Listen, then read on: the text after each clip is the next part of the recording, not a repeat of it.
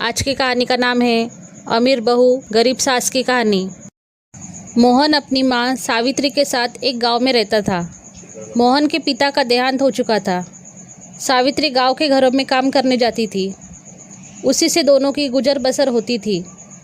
एक दिन मोहन ने अपनी माँ से कहा, माँ, तुम इतनी मेहनत करती हो, मुझे बिल्कुल अच्छा नहीं लगता। मैं अपनी पढ़ाई छोड़कर कुछ काम ढूंढ लेता हूँ। यह सुनकर सावित्री रोने लगी। उसने कहा, बेटा, कुछ दिनों की बात है। तू पढ़ लिख कर अच्छी नौकरी करने लगेगा तो मुझे काम करने की ज़रूरत नहीं पड़ेगी। फिर मैं तेरी शादी कर दूंगी। बहू आने पर मुझे आराम ही करना है। तू अपनी पढ़ाई पर ध्यान दे। मोहन माँ को बहुत समझता है, लेकिन सावित्री उसकी बात नहीं मानती। उसे उम्मीद थी कि मोहन पढ़ लिख कर बड़ा आदमी बन जाएगा। इसी तरह कुछ साल बीत गए। मोहन की पढ़ाई पूरी हो गई। उसे नौकरी भी मिल गई। एक दिन मोहन घर आया और उसने अपनी माँ से कहा, माँ, अब तुम्हें काम पर जाने की कोई ज़रूरत नहीं है। मेरी बहुत अच्छी नौकरी लग गई है। अब तुम आराम करो। सावित्री उसकी बात मानकर काम छोड़ देती है। कुछ दिन बाद मोहन के लिए एक बड़े घर से रिश्ता आया। सावित्री बहुत खुश हुई। उसने खुशी खुशी मोहन का विवाह कर दिया। अपनी नई बहू रेखा को पाकर सावित्री बहुत खुश हुई। वह अपनी बहू को कोई काम नहीं करने देती। सारा काम स्वयं करती। रेखा सारा दिन बैठी रहती। एक दिन मोहन ने अपनी माँ से कहा, माँ, तुम रेखा से भी कुछ काम करवाया करो। इस उम्र में तुम काम करती हो और रेखा बैठी रहती है। यह सुनकर रेखा ने कहा, मैंने तो माँ जी से कई बार कहा है काम करने के लिए, लेकिन ये सब अपने आप करना चाहती है।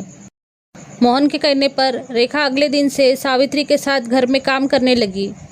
कुछ दिन बाद सावित्री की तबीयत खराब रहने लगी। अब सारा काम रेखा को करना पड़ता था। कुछ दिन बाद रेखा का स्वभाव बदलने लगा।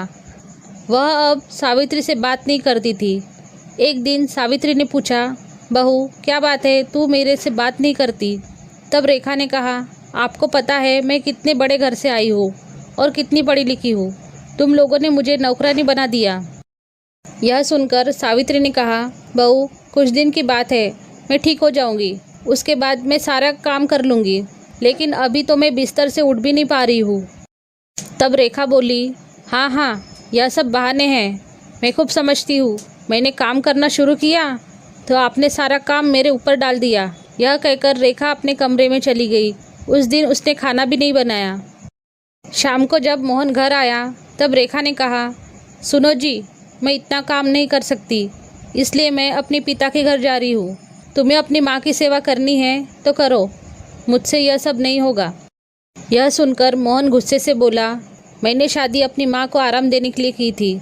अगर तुम घर का काम नहीं करोगी तो माँ इस बीमारी में कैसे काम करेगी? रेखा फिर नहीं मानती और अपने पिता के घर चली जाती है। उसके जाने के बाद सावित्री रोती रहती है।